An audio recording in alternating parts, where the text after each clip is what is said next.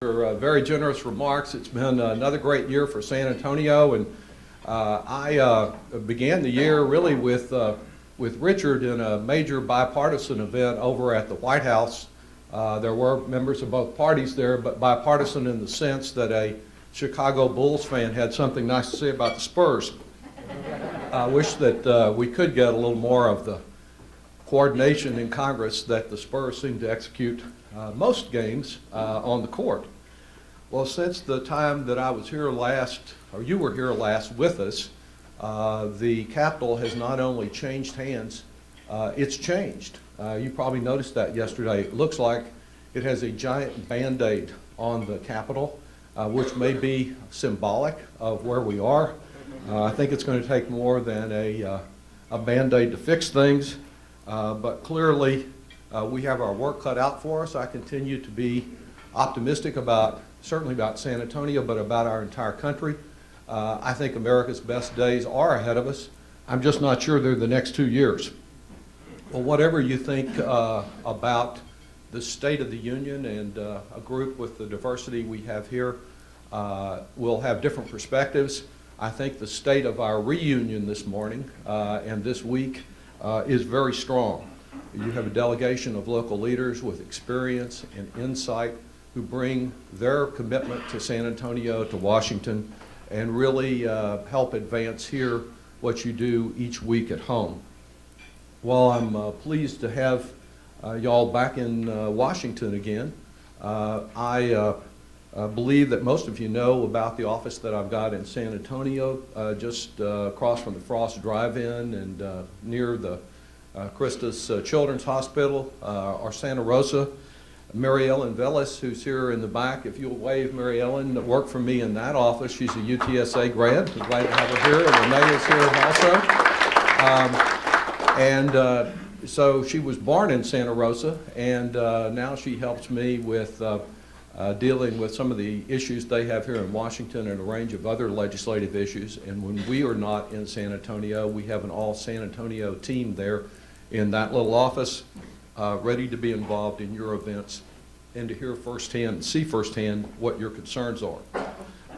I did, in fact, read all the papers and looked at what I believe are a total of some 57 recommendations. I met with as many of the groups yesterday as a day when Treasury Secretary Jack Lew was appearing in front of our committee to discuss the President's budget. So I was kind of in and out of some of those sessions. And I look forward to meeting with, I think, 3 or 4 other teams throughout today. These are always really learning experiences for me because you're focused on what matters most to you, to your business, and to the elected officials that are here. I won't try to cover all 57 in the time here, but I have viewed this as very much implementing what you've heard me say before, that I think my priorities in Washington should be your priorities. So selecting a few of those, workforce development. You had teams that I met with yesterday on education and on immigration. The education team, I believe, met with my wife Libby over at the Department of Education. Both of us have been out to visit the pre-K for SA centers and see the committed staff and the eager students there. We think that that really is a model for the nation. But as a practical matter, that really shouldn't have been necessary at all. If the state of Texas had been doing its job on funding our schools and providing quality public education from pre-K through grade 12, it would not have been necessary for the very challenging effort to be implemented in San Antonio. We're pleased it was. Other cities looked to San Antonio for leadership, but it is an indication of some of the challenges that we face. I would say on all aspects of workforce development, I'm for what you advocate. I just think we need a little more of it and more on a consistent level. Today's students are your future employees, and we know that they are competing not just with folks up the road in Dallas or in Boston, but with Shanghai and Dresden and locations around the world. We need to have the investment in technology, the investment in practical skills. We talked a lot with the Education Committee yesterday about the importance of doing more with internships, which you're doing such great work with out at Fort San Antonio, and I salute the Alamo Academies on their Bellwether Award. This is really good. We just need a little more of it. Now, in addition to the challenges of what the Texas legislature has under consideration right now, we have plenty of challenges here in Washington. Yesterday, a bill was filed on making changes in No Child Left Behind, which I think there's almost universal consensus we need to do. The problem is that bill includes some of the things we all agree on and then proceeds to undo the #1 Civil Rights Act portion of the education law called Title I, and would shift all that money to the same state of Texas that has underfunded our schools and allow it to spread it out and basically use it to fill a budget gap, which is what got me into a major battle with Governor Perry about 5 years ago, that I think if new federal dollars for education and workforce development are coming to Texas, that's what they need to be used for, and we're trying to supplement that effort. There are also other efforts here other than that bill, which will pass and probably ultimately be vetoed by the president because it does a number of other questionable things that I've worked on in the past year. One is a grant with Project Quest called Homegrown IT that is trying to match up some economically disadvantaged individuals who want to better themselves and get a good living wage job with the shortage of IT positions from programmer to network administrator. We were successful with the Department of Labor, and now based on the meetings we had yesterday, we need to get to work with the Department of Labor again as the Chamber, Workforce Solutions Alamo, and the others get to work in submitting an application that really supplements and continues that type of work. On the Ways and Means Committee, which we have a markup on a series of bills in just a few minutes, I continue to work on the American Opportunity Tax Credit that I passed a few years ago. It provides modest help, $10,000 over 4 years directly in a tax cut for students and their families off their taxes to cover tuition and instructional materials. That will about do it at the Alamo colleges. This bill is designed to coordinate it better with Pell Grants, make it permanent, and increase the support, particularly to economically disadvantaged students. On immigration, which is another key part of workforce development, I believe this is my fourth time to address SA to DC, and the short answer is we're going backward. We're not going forward. Some of you may have read my comments in the Express News in an op-ed last week. I think that there is so much more that needs to be done here.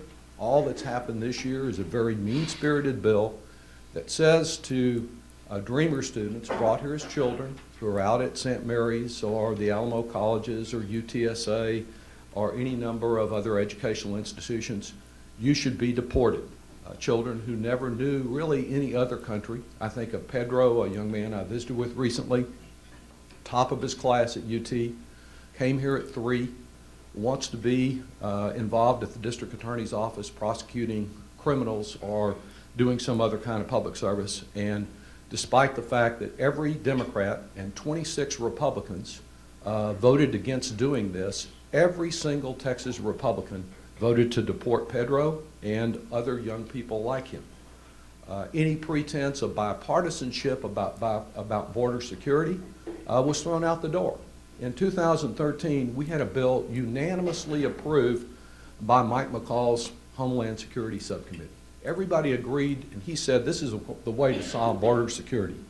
They were afraid to bring that bill to the floor, even though they controlled the House, and a Republican unanimous bill because of the fear that it might lead to some other kind of immigration reform. And so instead, this year, 2 weeks ago, we had a bill substituted, written, submitted at night by only Republicans that requires a border to be more secure than that in North Korea. If one kid comes across the Rio Grande and says, I want to be picked up by ICE, the border is not secure. And the purpose of that is to say that until the border is secure to a level that can never be achieved and has never been achieved in any country, that we won't do anything else about the rest of immigration reform. We cannot change that unless we have sustained engagement from all elements of the business community, all trade associations and chambers, to say this doesn't work, it doesn't make sense, it's not practical economics, as one study after another has shown that this is a way to grow jobs, to have a better workforce. On transportation, another type of gridlock. You know, I want Willie Nelson on the road again, but if he gets trapped on 37 or 281 or I-35, which I sometimes do, he won't be able to get to the next concert. Last summer, we had, you know, the transportation authorization comes up again, and what do our Republican colleagues propose? They say, let's fund transportation by suspending Saturday mail delivery as a serious proposal. They finally abandoned that and went to something called pension smoothing, which is really just a budgetary trick to say that we paid for something that isn't fully paid for. And we have no long-term funding, as your Transportation Committee and I discussed yesterday. In May, it goes bankrupt. I think your Transportation Committee had the courage to do what few people in Congress have, and that is to suggest we got to have a way to pay for this. If we want to have freeways like Freedom, they're not free. We need to have the infrastructure dollars so that we're not planning just for 6 months, but for a full 5-year reauthorization. Paul Ryan, who I'm about to go join, has said no way to any gas tax change. That's not the only way to do it. Orrin Hatch over in the Senate has been more open to it. We cannot, again, solve long-range plan transportation, which is so important in San Antonio, unless we have sustained involvement by all of you and by the various organizations that you're a part of. Good discussion yesterday on cybersecurity. Much greater interest in that, given all that has happened, almost every day in recent months. And I really see that as an area for growth in our area, great potential. It already is contributing to growth. Welcome advice as we look at the issues of what do we do in the private sector about cybersecurity, because there's several competing proposals that I don't have a firm opinion of the best way to proceed there. Certainly, we are a military city. We want a military second to none. Sequestration is restricting military resources. I support all of the recommendations that the Military Affairs Committee made. I won't go through all of them because you're familiar with them, but working together to keep the facilities we have, recognizing how important that they are to us and that we need a few more dollars to get them done. I do not support the notion that the only place that we need to change sequestration is for the military. It's important, but so are some of our other needs. And a good example of that is in medical research, because healthcare has become such an important sector of what is happening in San Antonio. I think of a recent presentation by the president of the Children's Hospital concerning really, I think, path-breaking research on pediatric conditions, heart, cancer, visits that I've had with folks about multiple sclerosis and the research that's being done out at the health center, discussion yesterday about the new Institute for Military Health Care. There is no reason that we are not investing a reasonable amount in trying to find more cures for some of the dread diseases that I expect. Really, if you think about it, we're all saying, gee, I hope they can find a cure for that before I get it. The last time that the National Institutes of Health received a major funding bump was over 10 years ago. And between 2004 and 2012, its budget actually shrank in real dollars. These are budget cuts that prevent us from finding those answers and going right along with the budget cuts. As your health committee recognized, we need to have the dollars for training healthcare professionals. Good visits about water, issue everywhere. I can say that as to the San Antonio River, I've seen it close up, cycling Mission Reach and liking it so much it became our holiday greeting card photo this year with our family. As Suzanne knows, just like where we have a vacant lot instead of a federal courthouse, our attempts to get the dollars have not been successful. We face big challenges there, but we need to not let what we haven't been able to do prevent us from trying to do it just the same, and I will continue working on that. Wide range of issues about small businesses. Let me just switch over and say a word about trade. The trade recommendations that I got concerned the North American Development Bank, which I favor recapitalizing, reauthorization of the Export-Import Bank, which I have supported, and again, we got, because of some ideological battles on the other side of the aisle, only a short-term reauthorization. It needs to be fully reauthorized. And then the Generalized System of Preferences, or GSP, which I voted for when it was up before, and it should have been approved also. I would say overall, I know at least one person who's served on the Trade Committee before who said they looked at my record on trade and they were confused. That's understandable. I'm not a flashcard vote for or against trade agreements. The trade ambassador who was in San Antonio this past year, I questioned at length last week when he was in front of the committee. I think that he needs to be more forthcoming about what is in these international agreements that he's currently negotiating, so we can evaluate, do they help our community or do they not? Do they fulfill the promise or do they come up short? We will trade as a principal issue in front of the Ways and Means Committee, and I expect we'll have him back over there in the very near future. On the missions, a note of success. I know I'm going to be visiting with your Hospitality and Tourism Committee later in the year. While I'm sure all of us appreciate Senator Donna Campbell's efforts to protect the Alamo from foreign ownership, I'm glad your Tourism Council has prioritized the economic benefits of World Heritage designation. After failed efforts by other members in prior sessions that Charlie and I supported at the time, each time they were up, we were finally able to secure the passage of the expansion of the park in a bill that I authored that we got into the National Defense Authorization Act and signed into law in December. And I salute, there was a great community effort for that, as there has been for World Heritage status.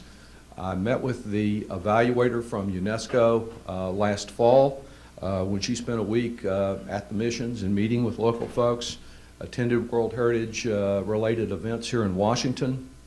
It's all coming up in June in Germany.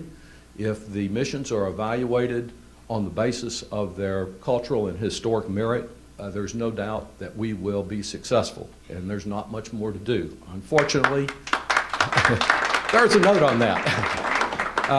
Unfortunately, as many of you know, we're caught up in Mideast conflict, and there does remain the very definite danger that, and there's been some resolutions passed saying Congress pay at least the UNESCO World Heritage part of our dues. That has not been done.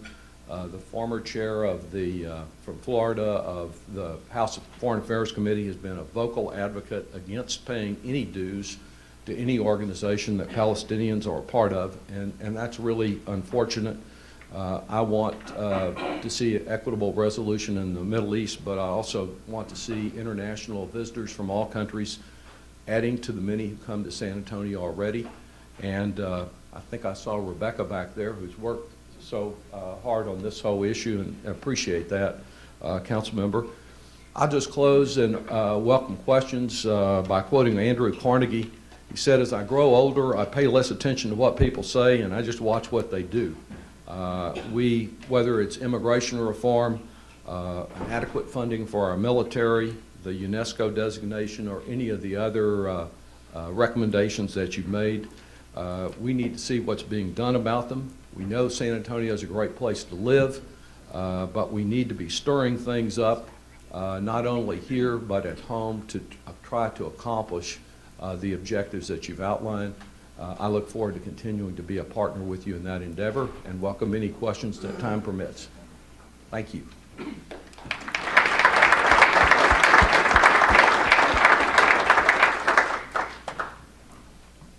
Any advice, rebuttals, questions? I think Senator Cornyn is up next. Yes, Suzanne?